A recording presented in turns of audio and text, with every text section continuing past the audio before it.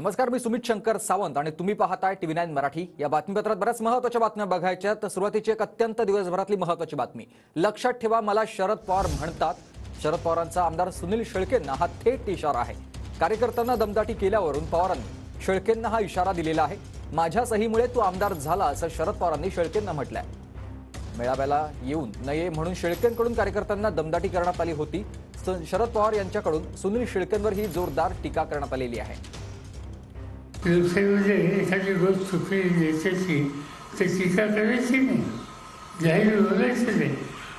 आणि तसं बोललं तर त्याला दमदाटी, इथे आमदारांनी तशा प्रकारची दमदाटी झाली। मला त्याला सांगायचे, बाबा रे तू आमदार कोणाबरोबर झाला? तुझ्या सभेला इथं फोन आलं होतं, त्यावेळेचा पक्षाचा तुझा अध्यक्ष कोण होता?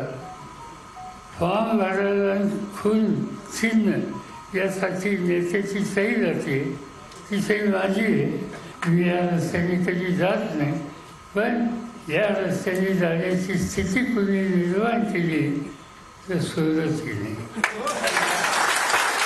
आज त्याच पक्षाच्या त्याच विचाराच्या कार्यकर्त्यांनी जे तुम्हाला निवडून आणण्याच्यासाठी रावले, घाम गाळला, आज त्यांना तुम्ही दमदाटी करता। माझी विनंती आहे, एकदा दमदाटी दिली तर वास, पुन्हा असं काही केलं तर शरद पवार म्हणतात त्यांना।